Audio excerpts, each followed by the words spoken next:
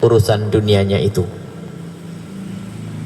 Wa kana, dan orang tersebut yang mengambil dunia dengan asas tamak, asas rakus, bukan karena kebutuhannya tapi lebih dari itu, hanya menuruti kerakusannya, kalladzi yakul, seperti orang yang makan wala yashba, dan tidak kenyang-kenyang. Dalam riwayat lain Nabi Muhammad menggambarkan orang rakus itu kalau diberi satu lembah emas dia minta kedua, dikasih yang kedua minta yang ketiga, dan begitu seterusnya. Yang menjadikan berhenti adalah di saat mulutnya kemasukan tanah, mati maksudnya. Jadi orang yang mengambil harta dengan tamak itu kayak begitu, nggak ada puasnya. Dan ketahuilah wahai hakim, wal yadu al-ulya, tangan yang di atas, khairun, adalah bagus, minal yadis sufla, dari tangan yang di bawah, urusan dunianya itu. Wa kana, dan orang tersebut yang mengambil dunia dengan asas tamak, asas rakus, bukan karena kebutuhannya tapi lebih dari itu, hanya menuruti kerakusannya, kalladzi yakul, seperti orang yang makan wala yashba, dan tidak kenyang-kenyang. Dalam riwayat lain Nabi Muhammad menggambarkan orang rakus itu kalau diberi satu lembah emas dia minta kedua, dikasih yang kedua minta yang ketiga, dan begitu seterusnya. Yang menjadikan berhenti adalah di saat mulutnya kemasukan tanah, mati maksudnya.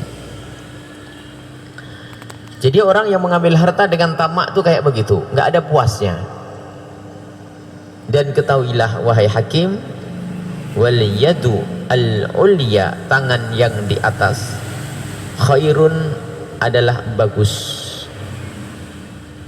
minal yadis sufla, dari tangan yang di bawah, sebatas kebutuhanmu.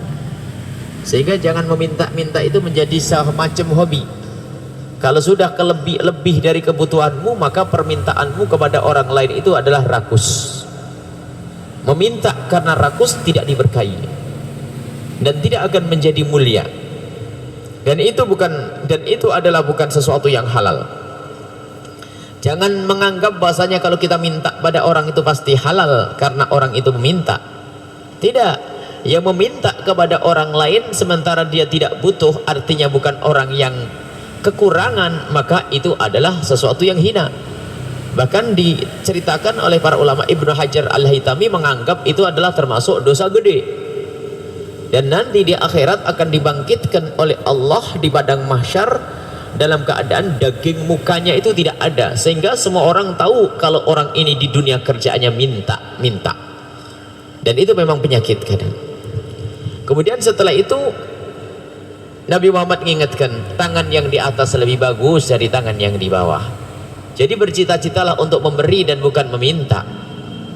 Setelah hakim mendapatkan kabar dari Rasulullah, mendapatkan peringatan dari Rasulullah yang demikian itu, hakim kemudian bersumpah, walladzi ba'atsaka bil haqqi, demi Allah, demi zat yang mengutusmu ya Rasulullah dengan kebenaran, la arza ahadan ba'daka syai'a, aku tidak akan meminta-minta lagi setelah ini ya Rasulullah, sebatas kebutuhanmu.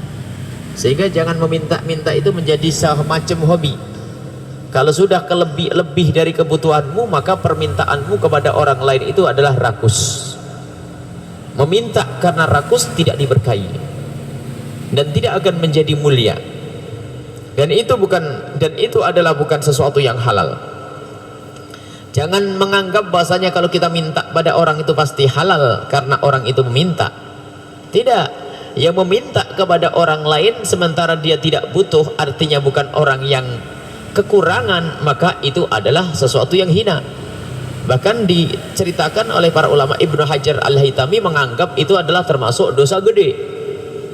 Dan nanti di akhirat akan dibangkitkan oleh Allah di padang mahsyar dalam keadaan daging mukanya itu tidak ada, sehingga semua orang tahu kalau orang ini di dunia kerjaannya minta. Dan itu memang penyakit kadang. Kemudian setelah itu Nabi Muhammad mengingatkan, tangan yang di atas lebih bagus dari tangan yang di bawah. Jadi bercita-citalah untuk memberi dan bukan meminta.